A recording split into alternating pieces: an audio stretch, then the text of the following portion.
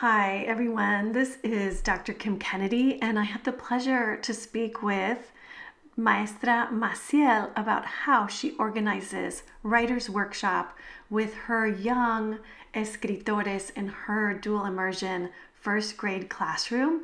And check out her brilliance. So I'm going to explain a little bit about how I use my graphic organizer. Um, for the classroom, every student has a magnet. I use the CUME pictures. We all as teachers have those little CUME pictures that we can use for Mother's Day, Father's Day. I use one of those and I tape it to a little magnet, I have it on my board.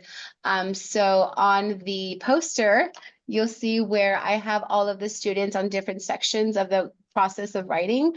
We have we have a few sections. So the first section is pensar y planear. In that section, we also call it preescritura. The kiddos are working with me, thinking about what they're writing. They're also using graphic organizers. After that, we have dibujar. So once the kids are done with their graphic organizers, they know where to get their book from. I have a section in my classroom where they have all of their materials. They get their book and they start just drawing. So they're not focused on the writing yet. They're only working on the writing, on the drawing. Once they're done with dibujar, they go to escribir. And meanwhile, they're using their graphic organizer to organize their writing in their book as well. So they're referring to their graphic organizer and their book as they're putting their book together.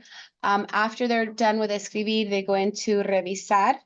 And a really good tool that we used this year was this graphic organizer that we worked with the kids. We did this before as an introduction to the writing process. So once the kids get to revisar, which is down here, if they have a question about what they do in that step, I always refer them back to their Writer's Workshop folder where they have this. So here's a Writer's Workshop folder. They have this inside, and I'll ask them, so what do you think you do during revisar? And there's always two or three kids around them who overhear my question, and they say, oh, you can do los globos de diálogo. Oh, you can do mayúsculas, elipses.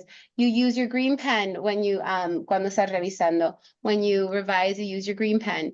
And you can also add more details and more sentences when you revise. So this is a good tool to also use along with the chart where the kids know what step they're in the writing process. After revisar is editar, same thing. The kiddos refer to this. I also have a larger picture in the classroom, but this, because they have it in their folder, it's just more accessible. Same thing with their red pen. They look for the capital letter, end mark. They can also make sure their spelling is correct. They have their spacing, and they're asking themselves, does it make sense? Does the sentence make sense? Once they're done with editing, they go into publicar, publishing. And like I said, I have a station where they get their front cover, which is just a blank piece of paper. And I also have an automatic stapler. I've been through quite a few staplers. That one's been working the best because there's no hitting the stapler. The stapler's not working. It's automatic. They put their paper in, staple it 3 times, and they're done. So that's something I've come across. But once they have their front cover, their portada, they staple it together, then they get to color. So they're the most excited when they finally get to color their book. And a few of them really take their time because they know how long it's taken them to get to that point. So I don't have to worry about them scribbling those drawings because they've worked so hard to get to that point. So that's how I use the graphic organizer with their little magnets and this tool as well to help them get through the writing process. I love that. Thanks for explaining it. And can you talk a bit?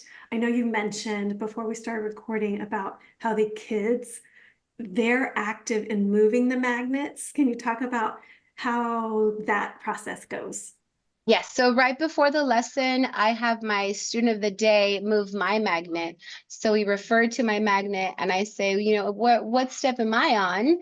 And the class will help and they'll say, oh, estás en revisar, you're revising.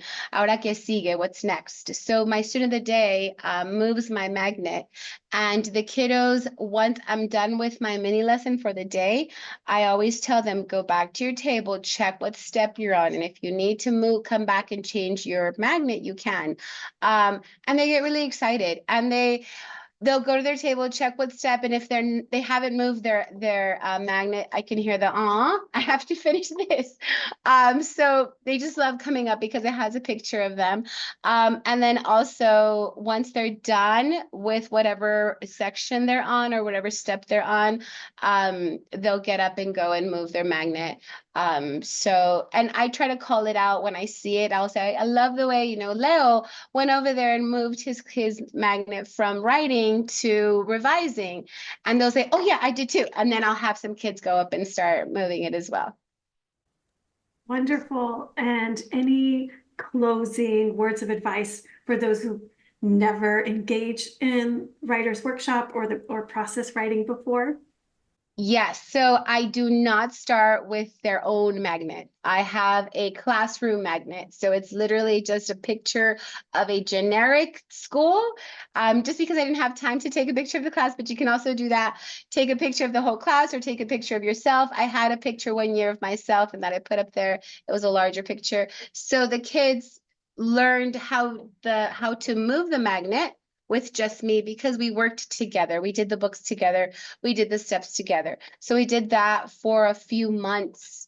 Then once I felt they were ready to work on different steps individually, I, made a big old scene about how they're going to get their own magnet. And that's why they were so excited about it because it had their own picture and they got to put it on the board. So I passed it out individually and the kids were really excited to do it on their own. So I would highly suggest not to give them their magnet in first grade for at least the first few months.